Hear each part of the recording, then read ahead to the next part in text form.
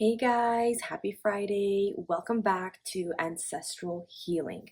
Today I'm going to talk to you guys about why I no longer intermittent fast. I'm going to keep it short and sweet, and this is applicable to me, my own journey, but maybe you can relate and maybe it can help you out on your journey.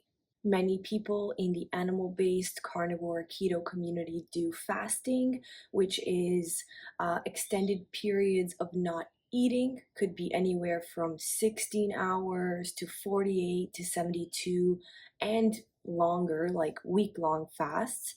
And there are many benefits, of course, to fasting. There's some research for it. It's been around for ages. I used to fast at the beginning. For the first year, I used to fast quite a lot, and I did see some benefits, but I think where I'm at right now, it's not necessary for me to fast for a number of reasons. When I first started the carnivore diet, I was doing one meal a day. One meal a day, maybe a light snack. And what happened was, in a way, that's a form of fasting. And for the first 3 months on carnivore, I did not have my period. To make a long story short, I reached out to the Facebook groups, the carnivore Facebook groups, and I was scared. I was like, what is going on, you guys? I'm feeling great, loving this way of life, loving this way of eating, but I don't have a period, which is crucial in women's health. Your period is a telltale sign of your health. So a lot of people recommended that I up my fat intake and eat a little bit more. So that put an end to my fasting, and I added more fat into my meals. And within 12 days of doing that, I got my period, and I've had a regular period since then. There are countless studies done on animals and on humans that show the tremendous benefits of intermittent fasting. When we fast, we give our body time to rest, we give our body time to burn fat. Our body goes into this mode called autophagy. I hope I'm pronouncing that right. It does a lot of wonderful things. If you're looking for healing, if you have a specific illness in mind, fasting can be great. But I feel like for me personally, I have healed. I don't really have any specific health issues to heal, so I try to stay away from fasting. For my age, I try to protect my hormones. Most of the research done on fasting is done on men, and men have a 24-hour hormonal cycle, while women have a month-long hormonal cycle. Women experience a massive amount of hormonal fluctuations, hormonal changes throughout the month. So we're more sensitive to blood sugar changes and insulin resistance. When we go for long periods of time without eating as women, this can cause stress on the body and raise our cortisol.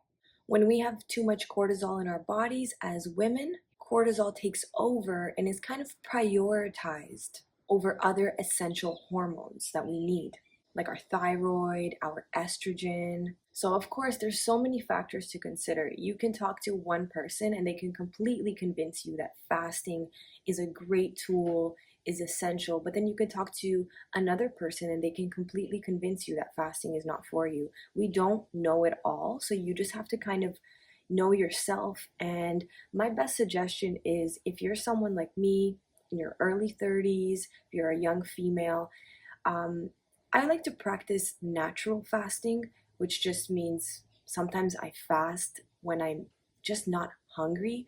I can definitely have a one meal a day. I've trained my body. I don't get the hunger pains anymore. So sometimes I do naturally fast anyway without thinking about it. Sometimes I'll wake up and I'll have breakfast, and that'll be at like 10 a.m. and then I won't eat dinner again until 5, 6 p.m. So that's a long time between my meals. But I think I like to focus more on nourishing my body and not eating when I'm not hungry. And like I said, sometimes that results in a natural fast. I think that fasting can definitely be beneficial short term.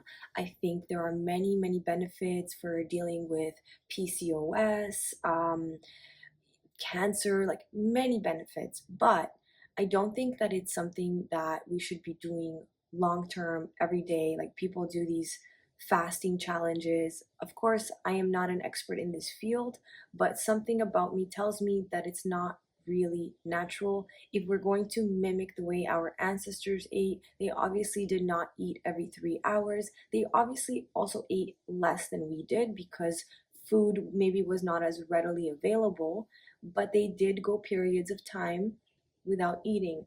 And I try to mimic that as much as possible, with having 2 meals a day. I think that works for me. Like I said, my health indicator is my menstrual cycle. So if that's on point, if that's regular, if that's coming the same time every month, if your symptoms are um, light, minimal cramps, you're doing great. Your health is on the right track. If you have other issues that you like to deal with and you feel like fasting would be a good tool, I would really, really look to working with a functional nutritionist who's an expert in the field of carnivore, animal based, because you don't want to wreak more havoc on your body.